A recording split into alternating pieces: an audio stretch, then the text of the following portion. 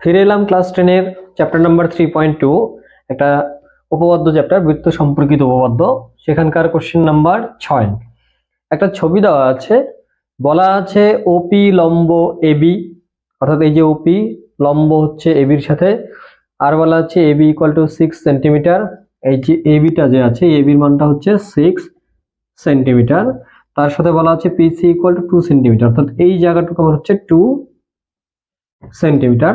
তাহলে জিজ্ঞেস করেছে বৃত্তটির ব্যাসার্ধের দৈর্ঘ্য কত। প্রশ্নটা হচ্ছে এটা, বৃত্তটির ব্যাসার্ধ বলতে অর্থাৎ এখান থেকে আমরা যদি ও সি এর মানটা বের করতে পারি তবু হয়ে যাবে। তো এটাকে কি করে বের করা যেতে পারে। তো দেখো তোমাদের বইয়ের এই চ্যাপ্টারে উপপাদ্য নম্বর 32 কি আছে যে ব্যাস নয় এরূপ কোনো জ্যায়ের উপর যদি কেন্দ্র থেকে কোনো লম্ব অঙ্কন করা হয়। আমাদের এখানে এবি এটা কি একটা জ্যা, কিন্তু এবি কি ব্যাস? এবি কিন্তু ব্যাস নয়। তাহলে ব্যাস নয় এরূপ কোনো জ্যায়ের উপর যদি কেন্দ্র থেকে কোনো লম্ব অঙ্কন করা হয় তাহলে ওই লম্বটা জ্যাকে সমদ্বিখণ্ডিত করে। অর্থাৎ আমাদের এই ক্ষেত্রে এই ওপি যে লম্বটা হচ্ছে, ওপি যেহেতু এবির উপরে লম্ব, এবিটা তো জ্যা, তাহলে এই ওপি লম্বটা এবি কে কি করবে সমান দুটো ভাগে ভাগ করবে। অর্থাৎ এই সম্পূর্ণটা এবি যদি 6 সেন্টিমিটার হয় তার মানে আমরা কি বলতে পারি এপি ইকুয়াল টু কত হয়ে যাবে 3 সেন্টিমিটার। অর্থাৎ আমরা এখান থেকে যেটুকু পাচ্ছি সেটা হচ্ছে যে এপি ইকুয়াল টু 3 সেন্টিমিটার। এবার আমাদের যেটা করতে হবে সেটা হচ্ছে আমি যদি এই এ আর ও এই দুটোকে যদি যুক্ত করে দেই তাহলে দেখো আমাদের যেহেতু ব্যাসার্ধের দৈর্ঘ্য বের করতে হবে, এখানে আমাদের একটা ব্যাসার্ধ দেওয়া ছিল সেটা কত, সেটা পুরো মানটা দেওয়া ছিল না, সেটা ছিল ও সি।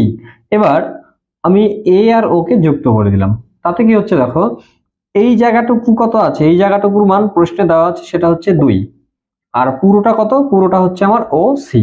তাহলে আমরা এখান থেকে কি বলতে পারি, এখান থেকে আমরা বলতে পারি যে এই যে ব্যাসার্ধটা আছে আর এই ব্যাসার্ধটা, এই দুটো ব্যাসার্ধ তো সমান, কারণ একটা বৃত্তের প্রত্যেকটা ব্যাসার্ধ দৈর্ঘ্য কি হয় সমান হয়।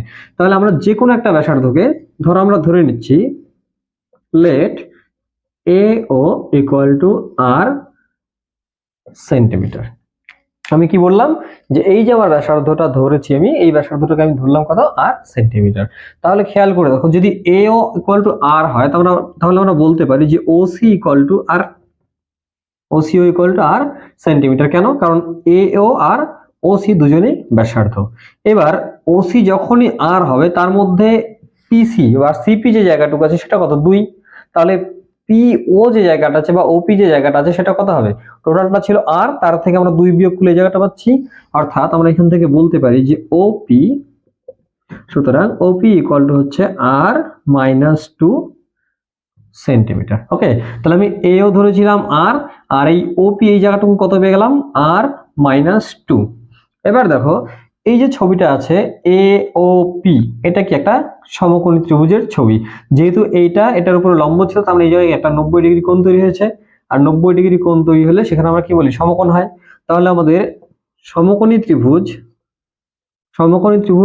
এ ও পি এর এই সমকোণী ত্রিভুজের এটা যদি সমকোণ হয় তাহলে আমরা কি বলতে পারি যে ধরো এটা হচ্ছে আমার ভূমি, এটা হচ্ছে আমার লম্ব, এটা হচ্ছে আমার অতিভুজ।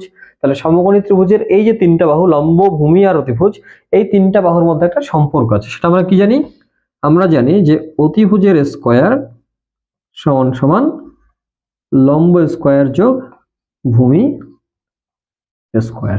এবার আমার এই ছবিটার মধ্যে অতিভুজ কত, অতিভুজ হচ্ছে এও, সেটা কত আর, তাহলে অতিভুজের জায়গায় আমি লিখলাম আর স্কয়ার ইকুয়াল টু লম্ব স্কয়ার, লম্ব যদি আমি এটাকে ধরি তাহলে এটার মান কত আর মাইনাস 2, তাহলে আর মাইনাস 2 হোল স্কয়ার প্লাস ভূমি স্কয়ার, ভূমি যদি এটা হয় তাহলে এটা কত দেওয়া হচ্ছে 3, তাহলে 3 স্কয়ার। তাহলে আমি এখান থেকে এই ইকুয়েশনটা পাচ্ছি।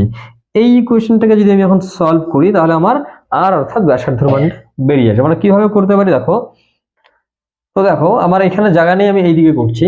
তো আর স্কয়ার ইকুয়াল টু কত হচ্ছে, এটা কি আর মাইনাস 2 অর্থাৎ a minus b whole square আকারে ভেঙে নেব। তাহলে কত হচ্ছে স্কয়ার মাইনাস 2ab, বিটা 2 আছে তাই তো, তাহলে square minus 2ab plus b square, তার সাথে 3 স্কয়ার ছিল, 3 স্কয়ার মানে কত হয় 9 হয়। তাহলে এটাকে যদি আমরা ক্যালকুলেট করি কত হচ্ছে, দুপাশে আর স্কয়ার চাইলে আমরা বাদ দিয়ে দিতে পারি।